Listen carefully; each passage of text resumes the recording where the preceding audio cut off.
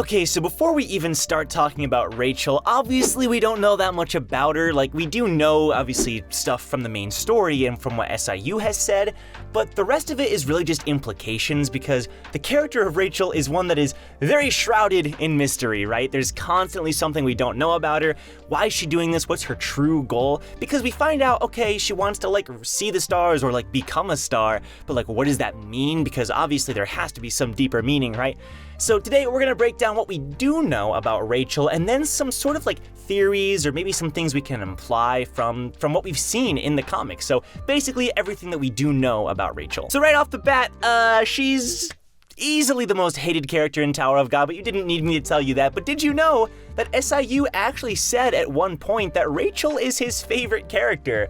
I don't know why I'm starting with this fun fact, but this sets the tone for the video, right? We don't know about Rachel. Maybe she has some like really good reason for what she's doing.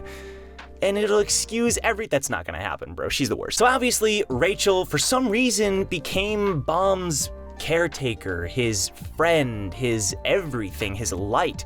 We don't know why, but basically Rachel and Bomb grew up in this cave. Well, okay, so Bomb grew up in this cave. Rachel didn't really stay with Bomb. Isn't this interesting? Like, she would leave the cave whenever she had to go. I don't think she like slept there with, like, I don't think she lived there. I think she was like, no, I gotta go pretty much every day. And this was sort of the first sign that, okay, something's a little off with Rachel, right? Because she talks about like how the outside world is like full of like worthy people. And I'm guessing that this alludes to the tower, but it's not really, that's not necessarily true. It's very confusing, and we could make a whole video about the outside of the tower, what she's talking about. It's a very weird scene that she's talking about like the worthy people dancing around, but she wants to enter the tower. It's very odd, but one way or another, she was caring for Bomb, and Rachel and Bomb have this juxtaposition that I find really interesting because Rachel wants to be a star, and when she becomes Michelle Light, she takes on that alias. She hides herself, and her name is Michelle Light. Like, light is her everything. Like, that's what she wants to be. She wants to be that star. She wants to see the stars, whatever that means. And then, of course, Bomb, in turn, looks at her as his star, as his light. He says that a lot, you know, and her nickname, or her alias, I should say, is Michelle Light. And then on the other hand, Bomb, the 25th Bomb, translates to the 25th night. Now, we don't know if Rachel gave Bomb his full name. We do know that Rachel told him about his like birthday, the 25th. So I think you can imply that she probably did name Bomb because she is the only person in that cave with him. And I mean, who else is gonna name him, right? He doesn't remember anything. He probably doesn't even remember his own name. He didn't really know how to speak or whatever even. So he had to learn a lot from Rachel. He probably knew some, but he had to learn a lot. So we can imply that she probably named him, or for the most part did, and his name means night. Like, why? You know, and Bomb, his whole thing is like shadow, and in the opening of the anime, we see him against the moon and everything. And then later on, at the end of season 1, Rachel says, Hwaryun asks her like what she's afraid of, and Rachel says, I'm afraid of the night, implying that she's like afraid of Bomb, but at the same time she wants Bomb to chase her, so like what? It's very clear that Rachel and Bomb are deeply connected, much more than just, oh, I took care of him and he likes me because of that. It's like, no, there's something going on here, and I don't think they're like related. Like, I'm not saying related in that way, but just their stories are so intertwined that as much as Bomb wants to now be rid of her, their stories are interwoven, man. Like, their destinies and their fates are so intertwined, and that's partially because, and this goes back into some lore about Rachel wants to be what Bomb is trying to be, in a way. There's a prophecy that, or whatever, some kind of prophecy that someone's gonna use the thorn and slay the king's throat, right? That's like the whole thing. Bomb's collecting the thorns, he's gonna kill Jihad, okay, sure. Well, Rachel wants to fulfill that prophecy herself. As we find out on the floor of death, there's this scene where Rachel says, Arlene, I don't care what Bomb is to you. I'm the one from the legend who will obtain the thorn and make your wish come true. Now, there's a lot of implications here. I think the biggest one is that she knows Arlene, or like implies that she does. She either knew Arlene personally, or Rachel read her diary or something, right? Or found out about what Arlene's trying to do, and she's like talking to her as if she knows her. Maybe she like read her work so much that she feels like she knows her and she talks to her for some reason in her head. I think it's likely that she probably knew Arlene. And it sounds weird because Arlene is from like thousands of years ago, but who knows, it's Tower of God, anything can happen. And it would make sense because who is going to be the one to take care of this newly revived bomb? And if Rachel was perhaps Arlene's maid, or her handmaiden, or servant, whatever you want to call it, her like helper, assistant, then perhaps Arlene instructed and left Rachel to take care of Bomb so he could fulfill the prophecy, and maybe that's how Rachel knows about the prophecy. And this is further confirmed because there's this weird scene where Wangnan comments on Rachel being good at like folding clothes. He's like, wow, you're surprisingly good at this. And she says something, I don't know if she says like I've had a lot of practice. She says something, but it's just a weird line where he's like, you're good at folding clothes. And it's like, the community picked up on this fast, and that's where this theory came from, that she's sort of like this Cinderella figure or something. Because also, when she meets Hedon at the end of season 1, well, at the start of season 1, we don't see it, right? She asks Hedon, like, oh, are you the fairy from the legend? I read a book about you. It's possible that while she was like a servant or a handmaiden to Arlen and V, maybe she found this book in the library or something. Like, there's something going on there. Now, some people have taken this line about knowing Arlen to mean that perhaps the story that Garam told Bomb about Bomb being the son of Arlen and V and the prophecy, perhaps that's not entirely true. Perhaps the prophecy really is about Rachel.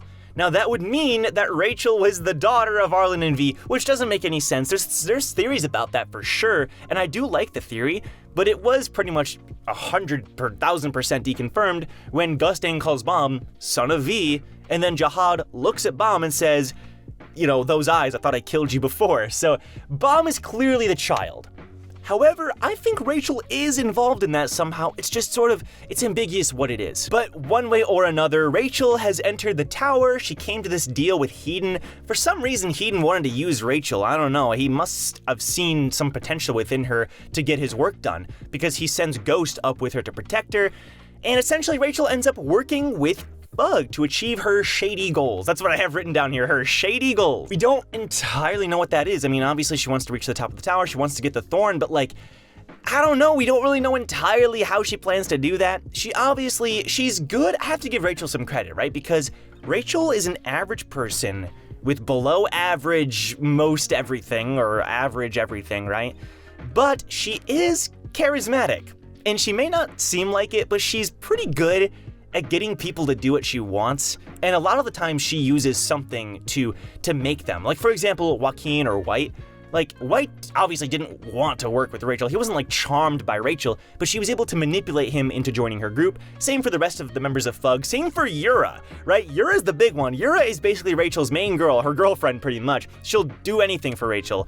But I'm telling you, and this has been hinted at a lot, lately, at the end of season 2, we're getting these scenes where Yura like looks at Rachel weird, and it implies that perhaps Yura is going to leave Rachel at some point. I think Yura is going to be fed up with what Rachel's doing and leave her, and that's when Rachel is going to be at her lowest. That's my prediction, but we'll see. And the latest news with Rachel is that she basically was used by Gustang. He gave her the treasure-seeking stingray when he saved her from the poison on the floor of death, and she ended up obtaining 3 items for him. She obtained the bracelet of Data Jahad that was left on the hidden floor.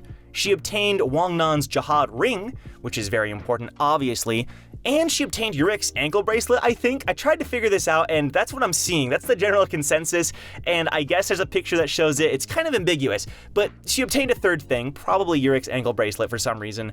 And so, Gustang is giving her 3 wishes, and that's the last we saw of Rachel. Bro, I don't know what's gonna happen. Now, there's a whole video I made about Rachel's 3 wishes. It's a little old. I mean, I kind of feel like I can make an update video, but you can check that out here. Sometime I'll have to rethink this and maybe come up with some new ideas. It's still a good video. But basically, one of her wishes has gotta be beauty, right? Because the whole thing with Rachel as a character is that she's so self-deprecating. It's very odd because she's like, I will fulfill the prophecy, I will do this, but I'm also the worst, and I'm a coward, and like it's like, Rachel, what the frick, you know, when she talks with Endorsi, even there's like a couple scenes where she talks with Endorsi and really brings herself down. She knows that she's like kind of the worst, and yet she thinks that she can achieve her goals regardless. It's like a very odd thing. Now, I do have to give Rachel some credit because she is a decent light bearer. Like, she's an average light bearer. You know, she's used her light bearing skills. She's able to like expand her lighthouses. That's pretty interesting. That's like the only time we've seen Rachel like use any abilities really. So I'm curious, maybe she's gonna ask for like actual power as well with one of the 3 wishes to get good at Shinsu, or maybe have some kind of weapon, maybe keep the stingray, I don't know. Like, Rachel sucks, you know, she's not a good fighter, but like, she's not a totally normal human person like from our world. Like, she does have something going on about her. Also, I'll end the video with this. When Endorsi first met Rachel, and a couple other characters have hinted at this as well, they said that she had this aura around her, like this sort of, I don't know about malicious, but some kind of shady aura, mysterious aura, that she was different, right? She was different. And that could just be because she's an irregular, which, by the way, let's clear this up. She's an irregular because she snuck in because the tower chose bomb and she fell through with him. She's not a true irregular, but she technically counts. Because irregular just means you weren't chosen by the tower, and she wasn't. So anyway, one way or another, there's something going on about her. It could just be that she's an irregular, but maybe she is special. And I think that would kind of ruin her character.